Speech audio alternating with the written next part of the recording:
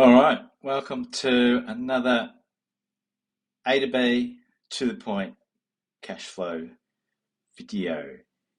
Now, in this one, we're talking about, I'm going to look at, um, really for my own purposes, well, for everyone's purpose, whoever's, if you're trading, let's say, when you do decide to trade, if you do decide to trade, you're most likely your platform you're going to use is going to be in US dollars, right? What just happened? Right. Will be in USD. Now, I was just thinking about this before, and I mean, you can get platforms where you use your own currency, but I found a really good platform I like, which is called Tastyworks, and which is spelled like this, Tastyworks. And so I've kind of grown to like it, but it won't. You can't have your account in any other dollars than pretty much US dollars, right? So I'm wondering. Um, so if I've got 100 here, let's say I've got 100 AU dollars, and I transfer it to the US dollars. Now, I think at the moment I multiply it. What happens is I multiply it by 1.42. Let's just say 140. All right, let's just work in round numbers. So it ends up being 140 US, right? So this is if the exchange rate is 1.4. Now, what if the exchange rate changes, which means you get what this means here is you get 1.4 US dollars for every 1 Australian dollar, right? Now, let's say the exchange rate drops, and so let's go back the other way. Let's say you had 140 and you're going back to Australian using this exchange rate, right? The difference would be $60, I think. Well, let's see. If we wanted to go 140 back to Australian dollars, so that'd be 1 divided by 1.4. So the rate then would be, looks like it would be, whoops, let's take that back, roughly 72%, right? So in other words, 0.72. Actually, let's use the points rather than the percentage, because we did points up the top, 0.72. Now, this is important because if you're looking to make cash flow for yourself, you're gonna have to get in the market eventually, and you got to think about what currency to use and platform to use and that sort of stuff.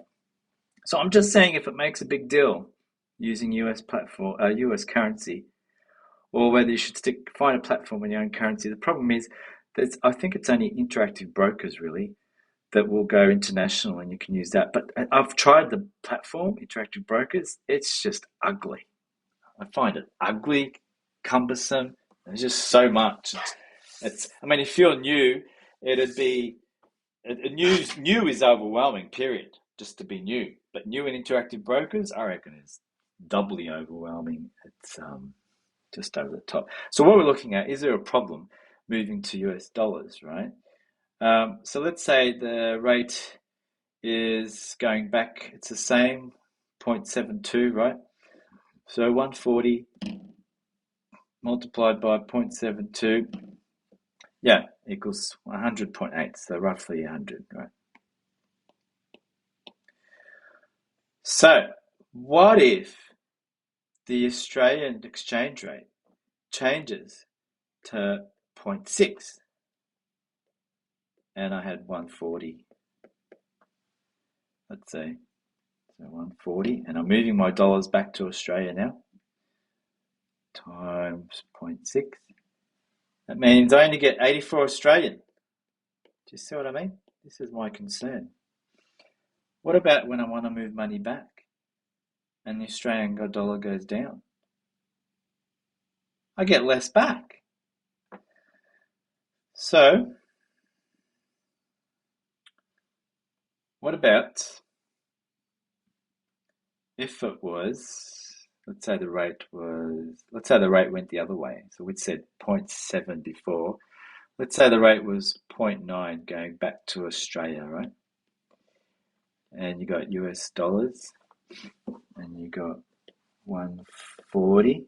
So then the Australian dollar is doing better against the US, right?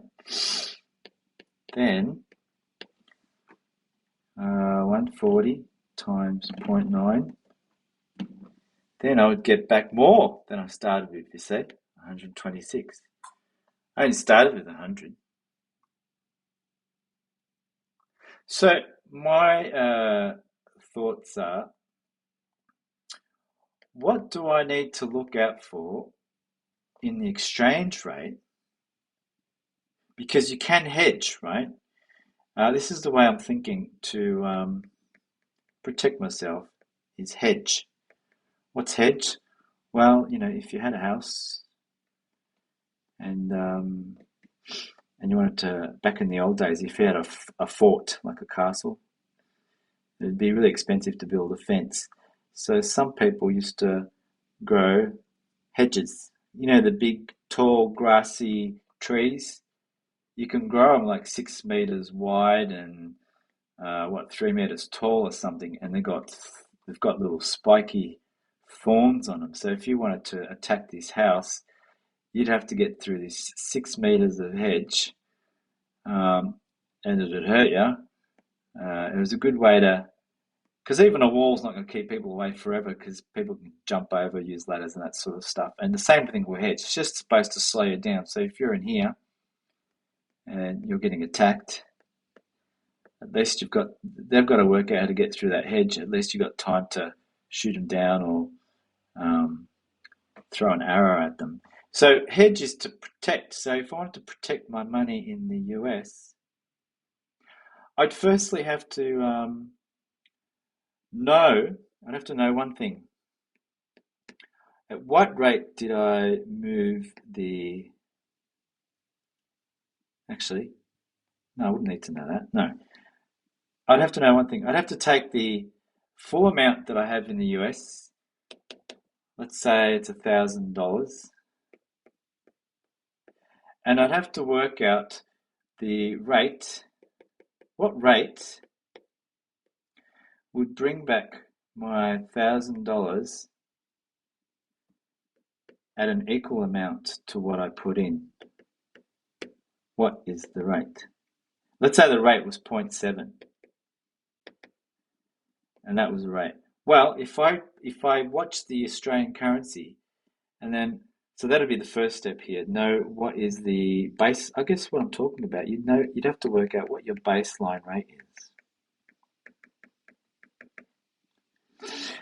Now, remember, it might not be a big deal, because if you're going to invest in a US account, you're probably going to trade US dollars, you're going to create US dollar cash flow, you're going to buy US assets, so it probably doesn't even matter.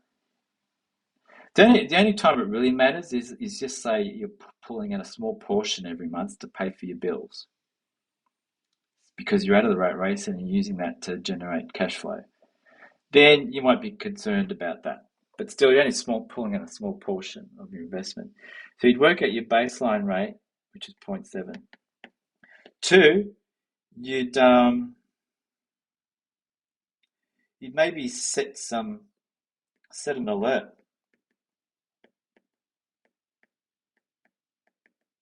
Let's start again, eh? So one, you'd find your baseline rate. In this case, let's say it's 7. Two, set an alert on your country's ETF. What's ETF?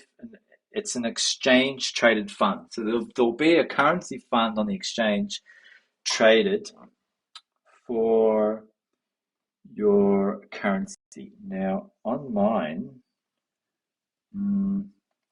for Australia, oh damn, I shouldn't do that, should I? It wipes out what I did. So baseline rate to set an alert. For me, I think the exchange traded fund for the Australian dollar, I think it's something like FCX or something like that. I'd set an alert there. Three, um, if it went if it went start to go below the 0.72, and I was concerned that it would drop a lot. Maybe I heard some news that said, "Oh, Australian dollar is going to drop a lot." Then I would set an opposing trade, so opposite trade. What does that mean? It means that if the dollar, oh, I did it again. Well, that's good. If the dollar went, let's say this is the value, this is time, and this is value. If the dollar started, no, hang on, that's not right. Oh no, this is price. If the price of the exchange rate started going down, which means I lose value, right? I'm losing, my value is going down because the exchange rate is, going from, let's say it was at 0.72. Now the exchange rate is at, over here it might be 0.6 and over here might be 0.5. So I'm losing value here. But what you can do is you can put, once you learn how to trade options and that sort of stuff, you can put an opposing trade on.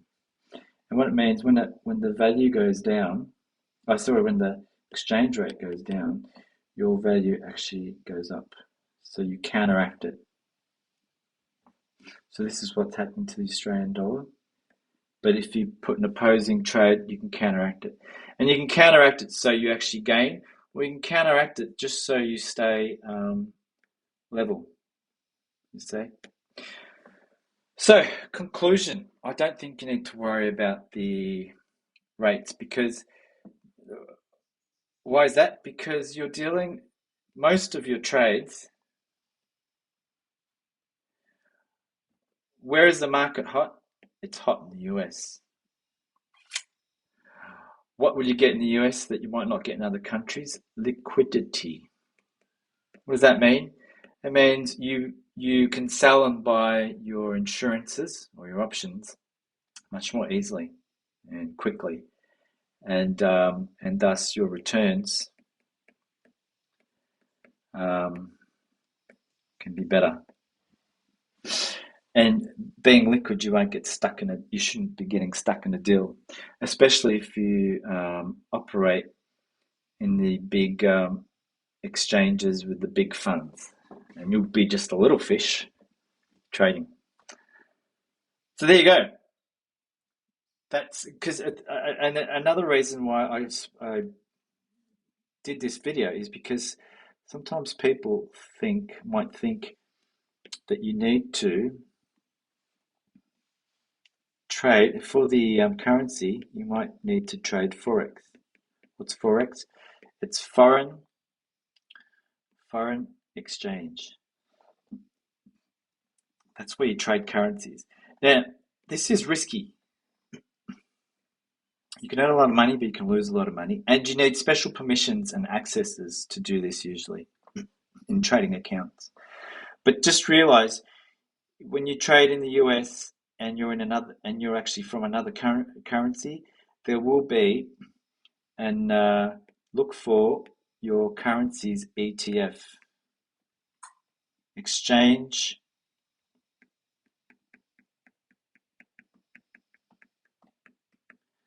traded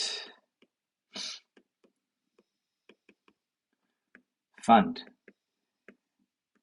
And for instance, the AU, Australian dollar ETF, will reflect the actual um, Forex AU dollar, but you won't be in Forex. You just be in an ETF, which is easier, less riskier. Um, you can have just a normal accesses for trading. You don't need special accesses, and then you can hedge your dollar. Set an alert. So if it starts to go below a certain rate, let's say it's zero point 0.7, you set an alert and you put a counter trade. How do you put a counter trade? Well, that'll come down the track as you learn basic, but that's a basic trade, and that'll come down the track. But just know what your setup is like. All right, I hope that helps. Thanks for watching. See you next time. Bye.